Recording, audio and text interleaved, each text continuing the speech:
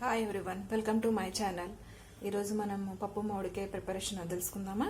So first దానికోసం కావాల్సినవి ఏంటంటే పప్పుని ఇలాగ ఫస్ట్ బాయిల్ చేసుకోవాలి. సో అది అలా ఉడుకుతూ ఉంటుంది.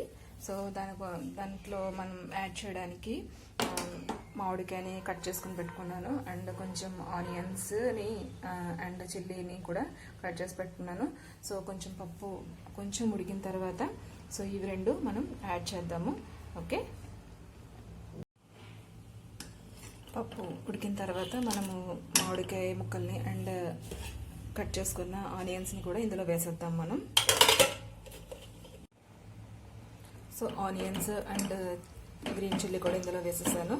సో వేసేసిన తర్వాత కొంచెం ఇది కొంచెం స్పైసీగా ఉండడం కోసం కొంచెం రెడ్ చిల్లీ పౌడర్ని కూడా నేను కొంచెం యాడ్ చేసుకుంటున్నాను. యాజ్ యువర్ టేస్ట్ యాడ్ చేసుకోండి, లేదంటే నో ప్రాబ్లం. ఓకే, కొంచెం turmeric powder and for taste add some salt.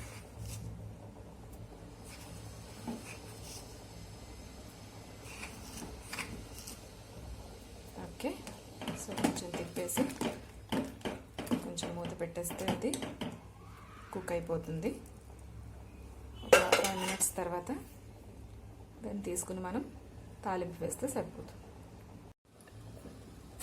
So పప్పు అయితే ఉడికిపోయింది. సో తాలింపు మనం పెట్టేసుకుంటే సరిపోతుంది. ఇప్పుడు సో తాలింపు కోసం ఏమేమి తీసుకోవాలి ఇప్పుడు మీకు నేను చెప్తాను. సో తాలింపు వేయడానికి మనం తీసుకోవాల్సినవి ఏమిటంటే ఆవాలు, వెల్లుల్లిపాయలు చితక్కొట్టుకొని వేసుకోండి, లేదంటే ఆయిల్లో వేసినప్పుడు పేలిపోతాయి. సో చితక్కొట్టుకున్న వెల్లుల్లిపాయలు 4 అండ్ ఇక్కడ వచ్చేటప్పటికి జీలకర్ర అండ్ కరివేపాకు అండ్ ఎండుమిరపకాయలు. సో ఫస్ట్ ఇందులో మనం ఈ ఆవాలను వేసుకుంటే కనుక అవి తొందరగా వేగుతాయి. సో లేదు అంటే అవి పచ్చిగా ఉండి చేదుగా వస్తూ ఉంటాయి. సో ఆయిల్ తీసుకుని పోపు కోసం అందులో మనం ఆవాలు అండ్ నెక్స్ట్ వచ్చేటప్పటికి వెల్లుల్లిపాయలు, రిమైనింగ్ పోపు దినుసులు అన్నీ వేసుకుని వేయించేసుకుందాం.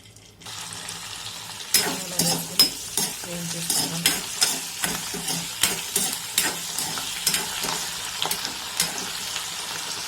కొంచెం ఎక్కువగా వేసుకోవడం వల్ల ఏంటంటే మనకి ఆ ఫ్లేవర్ అనేది పప్పుకు బాగా పట్టి మంచి టేస్ట్ అనేది వస్తుంది.